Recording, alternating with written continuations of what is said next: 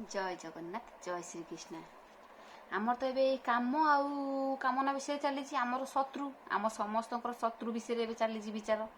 भगवान अर्जुन को बुझाऊँ काम आउ कामना विषय कौन देख एपटे आग चल श्लोक पढ़ी था अर्थ पड़ी बुझिया।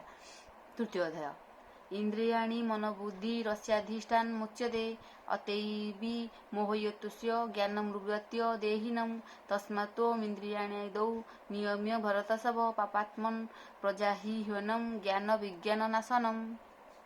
यार अर्थ कौन ना मन इंद्रिय बुद्धि कामर आश्रयस्थल। भगवान ये पूरा स्पष्ट भाव सब कहीदे सब लिखि आम पढ़िले शुणिले जापर।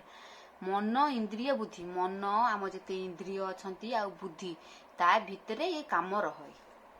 ये कामर आश्रयस्थल जमी आम घर करके रहीचे से काम आ कामना कौट ना मन इंद्रिय बुद्धि दिहरे रहिबो। ये तीनटा दिहरे रहिबो। आमे जदि ये तीनटा को दमन करदेबा काम आम भितर आसबनी। बुझिपारे कि काम को जदि दमन करदेबा ये तीनटा भितर आ रहिबनी। आम घर को जदि जनकर गोटे चोर पशि आसब आम घर को चोर आम पशिया दबा दबानी। आम जानते से चोर घर आइले सब चोरी कर नहीं जीव आम तो आम जिते जाओ आमर जहाँ भी हो जाऊ ना कहीं आम कल बेले कौशल अटकैया नाई नाई आम घर को से न आसू काले आम मारिदेव कि आम चोरी कर नहीं आम डरुचे। सेमती काम को आम भितर आम पशिया दबानी। काम काम कौन देख काम को काम यही काम मन को मोहित करे। यही काम धीरे धीरे कौन मन इंद्रिय बुद्धि भितर मन को इंद्रिय सब मोहित कर नहीं ता कबल को नहीं जीव नहीं तुमको ता ये चलेब कौन। किंतु आमे मैंने से सब दमन करनबा आमे ताको ये न चलिए ताले आमे ठीक रहिया आमे ये जीवानी। से कथा मन कहले हे अर्जुन तुम्बे काम को दमन कले मन इंद्रिय बुद्धि आपे आपे निज बसरे आसीज। भगवान ये कहले कहले तू जदि काम को दमन करदेबू धरकर गोटे काम आम भर गोटे कामना जातला धरकर आम पाखे पैसा ना आम चोरी कलु चोरी कर गोटे घर कलु सी घरटार लाभ कौन मन भर कम ना आईला मु गोटे घर करती कि रही गोटे घर करती मन भर कम ना आईला कम आईला समस्त इच्छा थाए कि सहीटा कौन सत्रे रोजगार कर घर कले सुख दब। किंतु आम से कामन कौन पइलु लोभ कामन पइलु चोरी कामन पइलु आम कौन कलु से चोरी कलु चोरी करके आनिक आइलु घर कलु सी कौन सुख दब दबनी। आम से चिंता कलु माने से चेतनाटा आम सबुठी अख्तियार करनेला मन इंद्रिय बुद्धि चल आम लगी पड़िया चोरी रे पैसा आनिया समस्ते लगी पड़े। किंतु आम जब से कामटा को दमन करदेबा नाई मन भर आईला मनकर चेतना आईले तो भितर आम कथाटा आईले तो मु चोरी करी घरटा करी नाई चोरी करी कौन घर करी मु सत मार्ग घर करी यही भाव में जब आम काटिदबा ताले से कौन हम कामटा मरीज आ मन इंद्रिय बुद्धि की जीव ना। आमको भगवान विवेक देइछन्ति से विवेक बेल आम चिंता करिया कौनटा ठीक कौनटा भूल भितर चेतना आईला तो मु चोरी करी घर करी ना चोरी कले पाप चोरी करी ना भगवान से असंतुष्ट हे भगवान खुशी हे मुझे चोरी करी ना।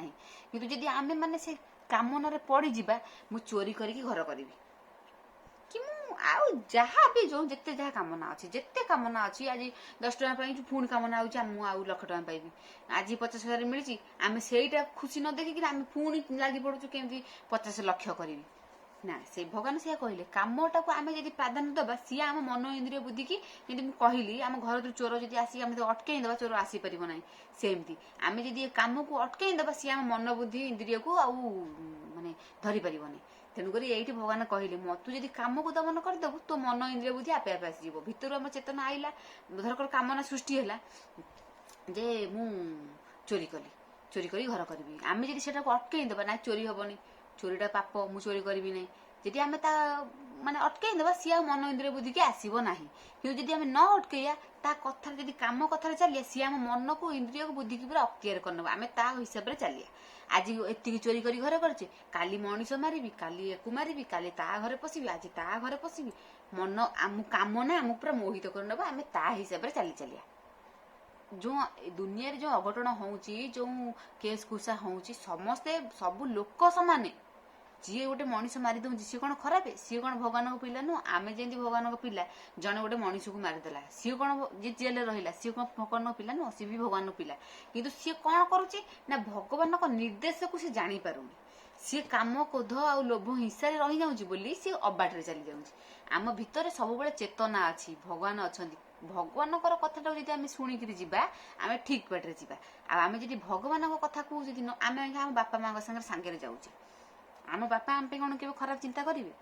ବାଟରେ ଯାଉଛେ, ସିଏ କହିବ ନାଇଁ ମା କି ବାପା ତୁ ଏପଟେ ଯା ନା, ଏପଟେ ଖାଲଟା ଅଛି। ଆମେ ଯଦି ବାପା କଥା ନ ମାନିକିରି ଯିବା ସେ ଖାଲରେ ପଡିବା, ଆମେ ଯଦି ବାପାଙ୍କ କଥା ମାନିବା ତାହେଲେ ସେ ଖାଲରେ ପଡିବାନି। ସେମିତି ଭଗବାନଙ୍କ ନିର୍ଦ୍ଦେଶ ଯଦି ଆମେ ମାନିବା ଠିକ ବାଟରେ ଯିବା, ଆଉ ଯଦି ଭଗବାନଙ୍କ ନିର୍ଦ୍ଦେଶ, ଭଗବାନ ହେଲା ବାପା, ତାଙ୍କ ନିର୍ଦ୍ଦେଶ ଯଦି ଆମେ ନ ମାନିବା ଆମେ ଖାଲରେ ପଡିବା। ତେଣୁକରି ସମସ୍ତେ ଆମେ ଭଗବାନଙ୍କ ପିଲା, ଯିଏ ଚୋରି କରୁଛି ବି ପିଲା, ଯିଏ ମଣିଷ ମାରୁଛି ସିଏ ବି ଭଗବାନଙ୍କ ପିଲା। କିନ୍ତୁ ଆମେ ମାନଙ୍କ ଭିତରେ ପ୍ରଭେଦ କଣ ରହୁଛି ଯେ ସେମାନେ ଠିକ ଉପଯୁକ୍ତ ମାନେ କଥାଟାକୁ ଧରି ପାରୁନାହାନ୍ତି। ସେମାନେ ଇନ୍ଦ୍ରିୟ ଦ୍ୱାରା ଦମନ ହେଇ ଚାଲିଛନ୍ତି, ମାନେ ଇନ୍ଦ୍ରିୟ ଦ୍ୱାରା ଚାଲିଛନ୍ତି, ଇନ୍ଦ୍ରିୟକୁ ଦମନ କରୁନାହାନ୍ତି, ଇନ୍ଦ୍ରିୟ ଦ୍ୱାରା ଚାଲିଛନ୍ତି। ଆମେ ଇନ୍ଦ୍ରିୟକୁ, ମନକୁ, ବୁଦ୍ଧିକି ସତ୍ ମାର୍ଗକୁ ଆଣିବା, ସତ୍ ଇଏ ତାକୁ ଧରେଇବା, ତାପରେ ଆମେ ଚାଲିବା। ଆମ ହିସାବରେ ତାଙ୍କୁ ନବା, ତାଙ୍କ ହିସାବରେ ଆମେ ଯିବାନି। ଜୟ ଜଗନ୍ନାଥ।